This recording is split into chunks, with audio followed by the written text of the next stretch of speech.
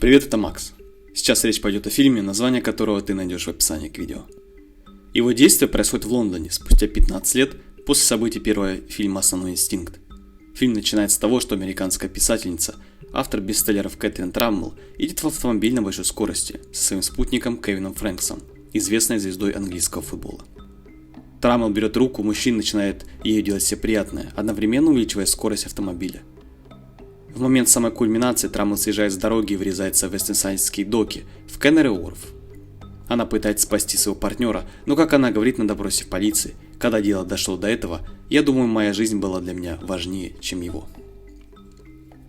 После Траммел допрашивает старший детектив Скотланд-Ярда Рой Ошберн, который отмечает, что в ее машине и в теле ее спутника был найден турбокорин, нервно-мышечный блокирующий препарат, используемый для расслабления мышц во время общей анестезии, а спутник не дышал во время аварии, и что человек по имени Дикий Депп сказал, что продал Траммел 15 мл DTC в прошлый четверг.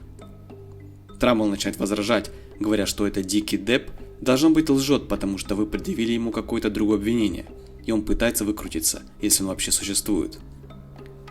После Траммел начинает сеанс терапии с доктором Майклом Глассом, который провел назначенную судом психиатрическую экспертизу и дал показания по ее делу. Гласс сильно подозревает, что Траммел самовлюбленный социопат, не способный отличить добро от зла.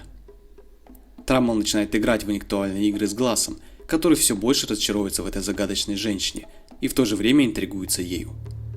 Вскоре жизнь самого Гласса закручивается в спираль разрушения. Однажды ночью Гласс идет на свидание с Мишель Бродвин и после общения с Траммел занимается с ней грубой любовью. Глассу звонит его бывшая жена Деннис, находящаяся в тяжелом состоянии. А ее партнер Адам Тауэрс, журналист, написавший негативную статью о докторе Глассе, был найден задушенным до смерти.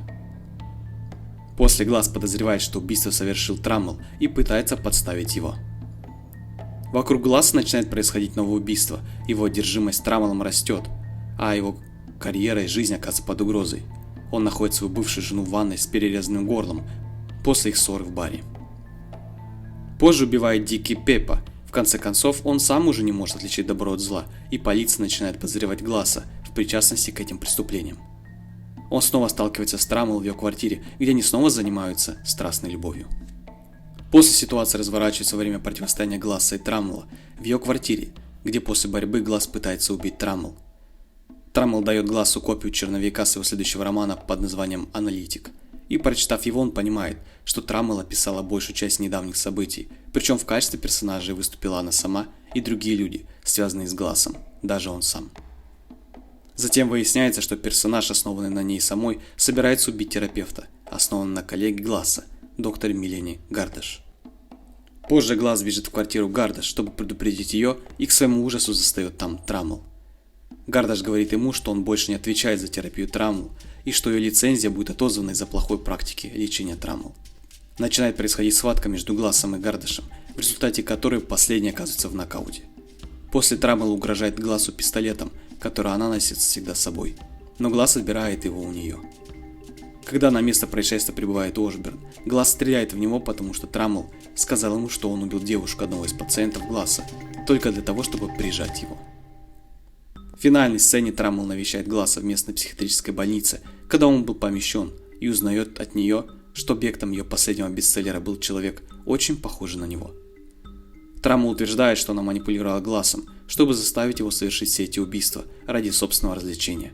И в воспоминаниях показывается, как Гласс действительно совершает убийство из-за манипуляций Кэтрин Траммел, ставшей ее пешкой в ее последней игре.